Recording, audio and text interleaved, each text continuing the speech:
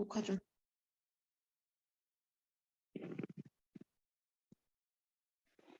자, 얘들아, 거기 여백지 있죠? 거기다가 하나만 필기를 할게. 간단한 거야. 그 혜인이는 잘 알 테니까 대답을 좀 열심히 해줄게요. 자, 우리 뭐부터 시작하죠? 음운부터 시작하죠. 음운. 그 다음에 빈종이 있어. 맨 앞에. 음운 다음에 뭘로 그 다음에 형태소. 그 다음에 단어로 이렇게 빠지거든. 음운, 형태소, 단어. 자, 그러면 우리 어차피 다 하긴 할 건데 문제는 이거야. 단어는 중학교 1학년 시험 범위였고요. 음운은 중학교 3학년 그리고 그 밑에 있는 우리의 시험 범위는 중학교 2학년 때 음운의 변동을 배웠을 거야. 자, 그럼 일단 음운이 뭔지부터 한번 해보자. 음운이 뭐야? 음운의 뜻, 정의. 외우라고 했었잖아. 까먹었어? 가장 작은 단위? 객관식 선제. 그렇지. 거기다 쓰세요. 객관식 선지에 이거 꼭 나와. 뜻을 구별하는 최소 단위. 자, 근데 문제는 이렇게 나온다. 뜻을 구별하는 단어의 최소 단위. 이렇게 나오거든. 맞을까 틀릴까? 틀려. 어떤 거? 소리의 가장 작은 단위라고 해야 돼. 소리. 소리의 가장 단위. 소리의 최소 단위야. 그래서 이 의문은 우리가 분절 의문이냐 그리고 비분절 의문이냐 이렇게 나뉘어지거든. 자, 비분절 의문은 어떤 걸 비분절이라고 그러냐면 소리의 길이를 비분절이라 그래. 소리의 길이 같은 거. 그거를 우리가 비분절이라고 합니다. 근데 얘들아 시험 문제 안 나와. 중학교 2학년 때는 우리 비분절 의문이 나왔잖아. 안 나와. 걱정 안 해도 돼. 자, 그럼 우리가 시험에 나오는 거는 분절 의문이거든. 자, 우리 분절 의문 뭐뭐 있죠? 밑에 자를 수 있는 거. 자음과 모음으로 나뉘어진다. 그래서 너네 중학교 3학년 때 의문체계표 시험이었잖아. 왜 나오냐 그거 고등학교 1학년 때 의문의 변동이 나오니까 이 자음체계표를 이용하여 의문의 변동을 물어보는 시험 문제 하나가 나와요. 교과서에는 자음체계표 없어요. 근데 시험지에는 자음체계표를 주게 될 거야. 그리고 엮어서 문제를 푸는 문제가 나올 거거든. 그거는 아마 우리 기출 풀면서 쌤이 뭔지 설명해 줄게. 알겠죠? 그래서 이 분절 의문들이 발음을 할 때 일어나는 변화, 그게 의문의 변동 파트야. 그래서 이번 시험 파트가 의문의 변동이 들어갑니다. 근데 이 의문의 변동이 무슨 얘기냐? 의문이 자음과 모음이 소리를 낼 때 뭐 때문에?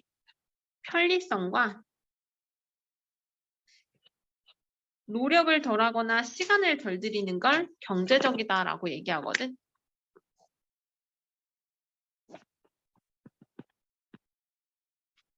그래서 편리성과 경제성으로 의문의 변동이 일어나는 거다. 알겠죠? 요거를 기억하셔야 돼. 됐나요? 그래서 우리 의문의 변동에 교체, 축약, 첨가, 타작 각각의 규칙들이 있는데 선생님이 교재 만들어 놨잖아. 여기에 이쪽 파트에 선생님이 오히려 의문의 변동을 넣어놨어. 뒤쪽 파트에 오히려 불태. 찾을 필요는 없어. 쌤이 어차피 똑같이 해놓으니까 뒤쪽 파트야. 근데 오늘은 여기까지는 아마 못 갈 거고 형태소랑 단어 파트를 집중적으로 할 거거든. 이게 무슨 말이냐면 자 시험 문제는 앞부분에 있잖아. 그래서 선생님이 이거 교재 만들 때도 우리 문제집에는 봐봐. 앞 페이지가 50페이지야 오히려. 근데 뒷페이지로 가면 오히려 페이지 수가 줄거든. 26페이지 이렇게. 쌤이 순서를 바꿔놓은 거야. 일부러. 왜 그렇게 하냐? 단어를 먼저 알아야 돼. 형태소와 단어를 아셔야지 의문을 풀 수 있어. 그래서 오늘 하는 수업이 엄청 중요해. 이거 모르면 얘들아 의문의 변동 망해요. 어느 정도냐? 너네 연송 친구들을 거론하면 좀 위험할 수도 있긴 하겠지만 연송 친구들하고 너네하고 출판사가 똑같거든? 그러면 연송에서 시험 문제를 만들 때 학교 프린트로 따로 형태소를 아예 따로 줘. 몇몇 다른 학교도 의문의 변동이 시험 파트잖아. 한글 맞춤법이나 그럼 형태소나 품사 프린트를 따로 해서 줘. 왜냐면 남자친구들은 진짜 교과서 나오는 것만 외우잖아. 근데 여자친구들은 걱정되니까 격가지로 좀 더 깊이 물어보고 뭐 하는데 남자친구들은 수동적이니까 그렇지 않아. 그래서 몇몇의 남고에서는 프린트를 따로 줄 만큼 형태소랑 단어를 모르면 의문의 변동을 못 푼다라는 얘기야. 하다못해 이거 시험하고 연관 없다 생각해서 아예 그거 형태소를 안 외워버리는 친구들도 있거든. 그래서 연송에서는 시험 문제에 아예 형태소를 넣어버려. 인명은 그렇다고 해서 얘들아 형태소를 시험 문제에 넣어놓진 않거든. 넣어놓진 않아. 근데 문제는 뭐다? 문제는 뭐다? 모르면 못 푼다, 의문의 변동을. 설명을 이해를 못해. 이해를 못하게 될 거야. 그 말이 무엇인지 선생님이랑 형태소 하면서 할게. 형태소는 얘들아 무슨 뜻이었지? 형태소? 얘들아 이거를 너네가 나 의문 알아 이렇게 하면 돼. 안 돼. 절대 안 돼. 자 어떻게 공부를 하셔야 되냐면 뜻을 구별하는 최소 소리의 최소 단위를 의문이라고 하는구나. 이렇게 거꾸로 외우셔야 돼. 알겠지? 그래서 저 글자만 보고도 저게 의문이다 라고 떠오를 수 있어야 돼.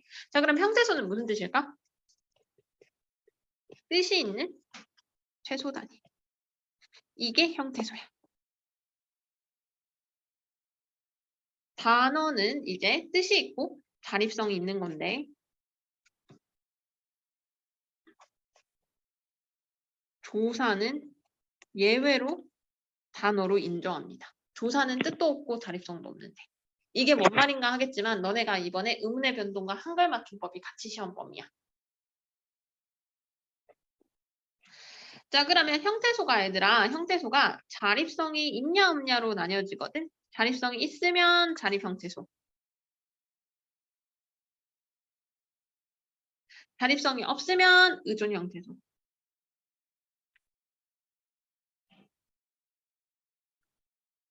실질적인 뜻이 있으면 실질 형태소. 없으면 형식 형태소. 근데 선생님이 말했잖아. 너네가 이제 다 외우면 좋겠지만 실은 지금 당장 내신이 급한 친구들이 훨씬 많아. 그치? 그래서 얘들아 형식 형태소에다가 별표 달기. 이번 너네 내신하고 연관되는 거. 자 그러면 형식 형태소가 뭔지 정확하게 알고 있는 게 좋겠네. 자 하이나 갑시다. 형식 형태소는 뭐죠? 무엇을 형식 형태소로 하더라? 자 실질적인 뜻이 없다. 이렇게 외우면 너네는 틀릴 거야. 문법적 기능을 한다라고 무조건 외우고 세 가지 뭐뭐 있다? 조사, 기억이 가물가물하구나. 접사, 외우자, 어미. 얘들아 이렇게 정확하게 외워주세요. 조사, 접사, 어미로 무조건 외워주세요.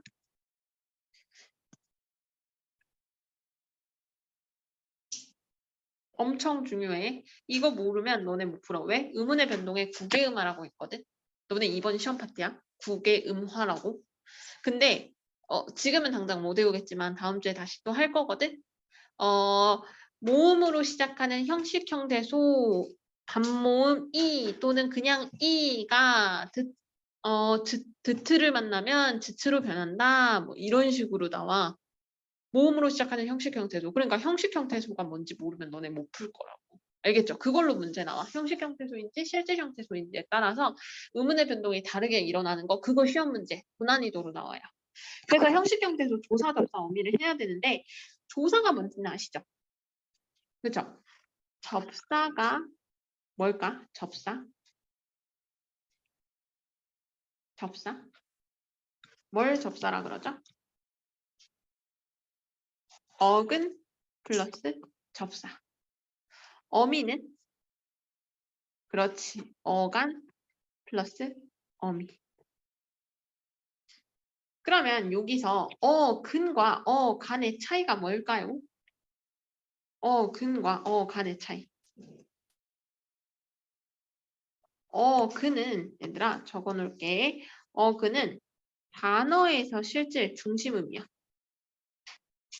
그게 어근이야.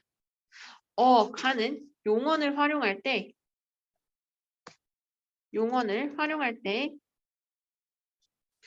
변하지 않는 부분이야. 용언을 활용할 때 변하지 않는 거.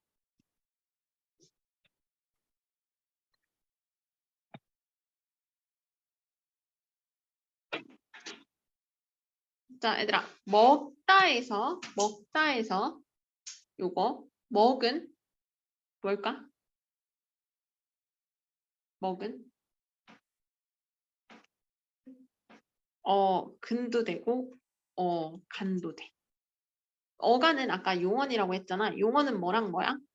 동사, 형용사를 이따가 품사할 거야. 동사, 형용사를 용언이라고 하고. 자, 그래서 이 먹은 어근도 되고 간도 되거든. 그러면 먹히다 볼게. 자, 여기서 그는 뭘까?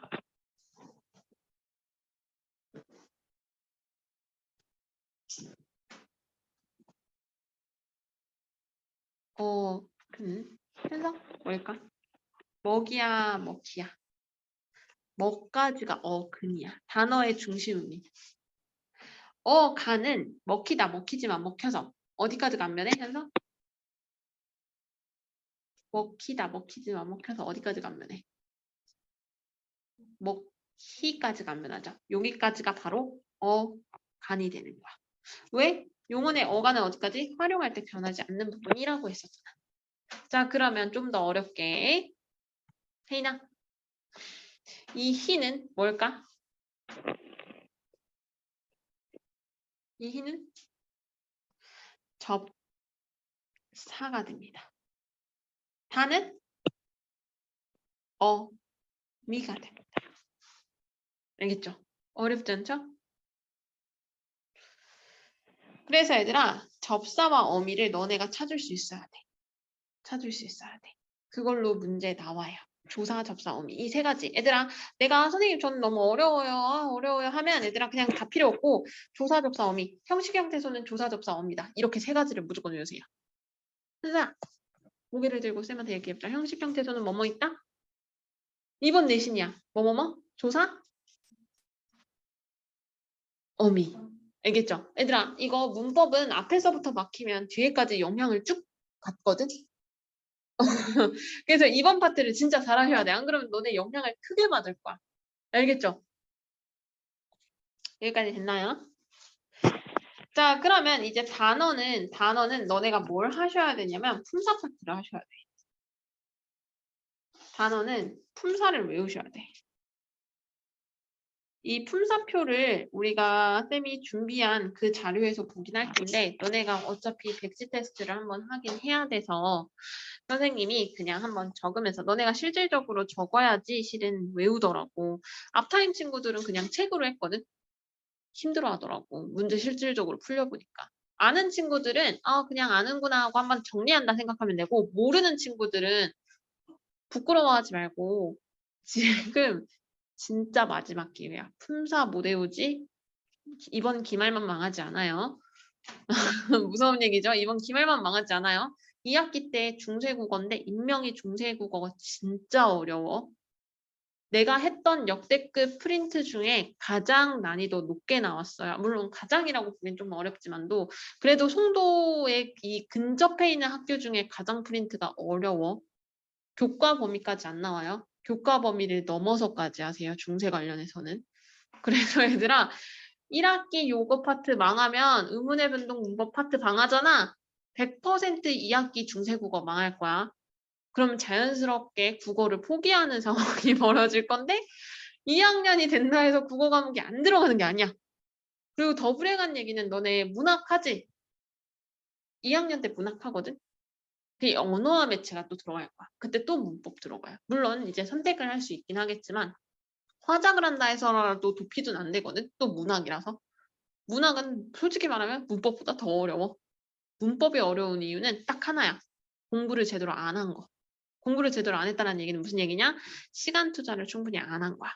외우지 않은 거야. 그래서 무슨 얘기냐? 이번 중간고사 때 내가 하루에 국어 공부 시간 되게 적게 투자한 친구들 100% 있습니다. 쌤이 봤을 때는. 그런 친구들은 반성하시고 하루에 적어도 30분 정도는 이번에는 투자하셔야 될 거야. 정말 못 낸다. 그럼 하루에 나눠서 내가 매일매일 할 수 있다 생각하면 10분에서 15분 정도만 투자해도 돼. 매일매일 할 친구가. 근데 못해. 저는 좀 못해요. 한 주 3일, 주 4일 정도 할 수 있다 그러면 한 3, 40분 투자하세요. 하루에. 그것만 해도 돼. 생각보다 별로 없어. 복습 한번 하는 거야. 그리고 백지로 너네가 계속 테스트 보면서 외우는 거야. 그래서 이 말을 왜 길게 하냐. 오늘 백지 테스트 다 통과해야지 합니다. 요거 진짜 외우고 가셔야 돼. 안 그러면 형태소 답이 없어요. 알겠죠? 자, 그러면 조금 더 길게 할게. 품사. 자, 단어 파트에서 품사가 되게 중요하거든. 길이는 충분하겠다. 품사는 나누어진 갈래야. 그래서 세 가지 기준으로 나눌 거야. 형태, 기능, 의미. 이렇게 세 가지로 나눌 거야. 이게 기준점이야. 형태는 이제 우리가 활용을 할 때 변하지 않는 거를 불변어라 그러거든. 이름이 변하지 않잖아. 불렀을 때. 선생님 이름 소영. 안 변해. 안 변하지 않아요. 알겠죠? 자, 그럼 불변어 안에는 자 어떤 게 있냐면요. 체언부터 먼저 정리할게. 자, 체언 안에 뭐뭐뭐 있어? 명사, 대명사, 그렇지. 수사. 이게 체언이야. 자, 그리고 수식어이 또 있어요. 수식어 안에 뭐뭐뭐 있죠? 수식어는 요 두 가지로 나눌게. 왜냐면 다른 거는 얘들아 선생님이 적어주는 거는 진짜 외워야 될 파트만 적어주는 거거든. 다른 건 패고. 그러니까 예를 들면 명사의 정의 이런 거 안 적어주잖아. 근데 얘들아 선생님이 관형사랑 부사의 정의는 적어줄 거거든. 관형사는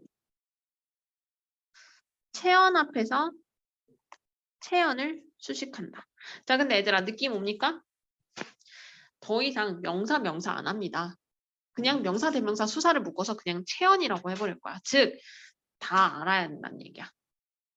이해됐어? 명사 대명사 수사를 묶어서 체언이라고 한다. 이거 아셔야 돼. 자, 부사는 얘들아 용언을 수식하기도 하고요. 용언이라고 하면 동사형용사, 즉 서술어를 말합니다. 그리고 다른 부사나 관형사도 수식을 하고요. 그리고 문장 전체도 수식을 해. 이렇게 외워주셔야 돼. 부사는. 자, 그러면 수식어만 있지 않아? 또 독립어는 제일 마지막에 할게. 관계형. 조사. 그러니까 관계가 뭘 얘기하냐면 너와 나의 관계를 말하는 거야. 그러니까 예를 들면 이거는 지금 쓰는 거는 필기 안 해도 돼. 선생님이 보라색으로 쓰는 거 필기 안 해도 돼요. 그러니까 영희, 철수, 사랑해. 자, 이 문장이 이해가 돼요? 영희가 철수를 사랑하는지 영희와 철수가 사랑하는지 영희를 철수가 사랑하는지 알아 몰라? 모르지? 그럼 이 사이에 뭐가 있으면 돼? 조사가 있는 거야. 즉 조사는 뭐야? 영희와 철수 사이에 관계를 보여주는 애라고 보면 돼. 어렵지 않죠? 쉽지? 여기까지 이해됐죠? 이거를 관계원이라고 하는데 문제는 이 조사는 또 나뉘어집니다. 자, 어떻게 나눠지나요? 세 가지. 접속조사.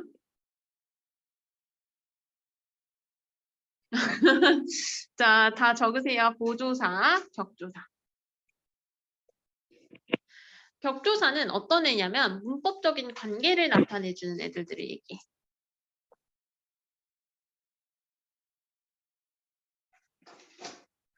보조사는 의미를 조금 더해주는 애들들. 얘는 동등한 자격을 주는 애들이야.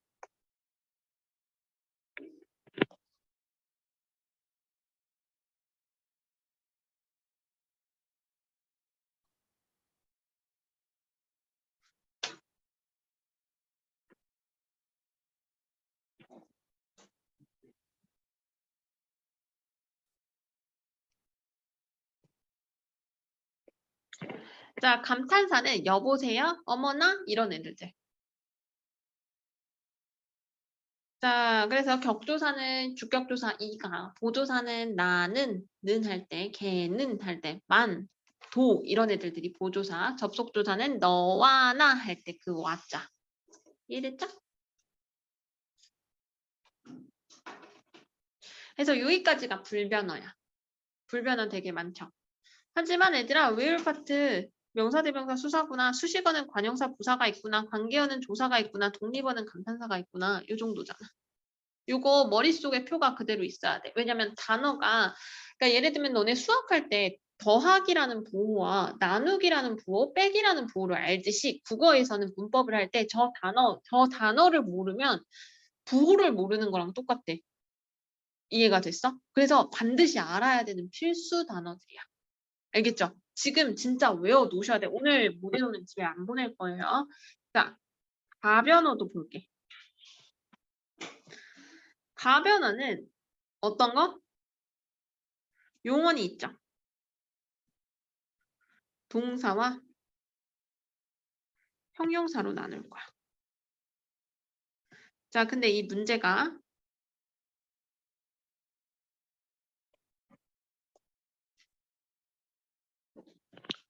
마지막 파트가 조금 문제죠. 가변어에 선생님이 일부러 이렇게 줄을 뺀 이유가 서술격조사 2단은 실은 격조사 안에 들어가는 애거든.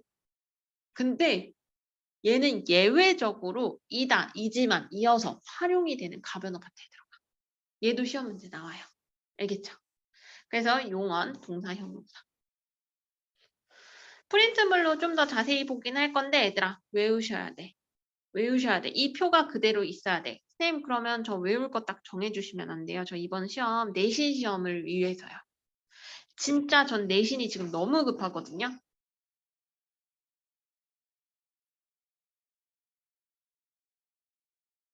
요 파트.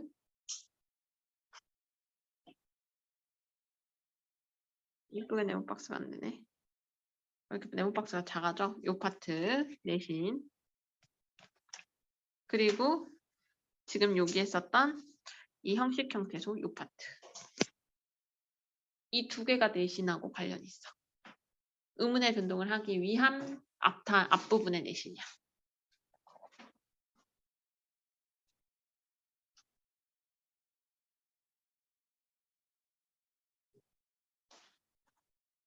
할만하죠? 할만하지 않아? 그래서 요것만 딱 한 장으로 정리했잖아, 얘들아. 딱 한 장으로 정리됐잖아. 요것만 하시면 돼. 그쵸? 그러면 얘들아 이거를 이제 조금 더 지루하게 책으로 이제 할 거거든. 책으로. 지금 한 20분 정도 만에 정리한 것 같은데 좀 힘들겠지만 잠깐 3분 정도 물 좀 마시고 숨 좀 돌리고 책은 진짜 돌릴 거거든 얘들아. 잠 깨고 책에서 다시 만나자. 책으로.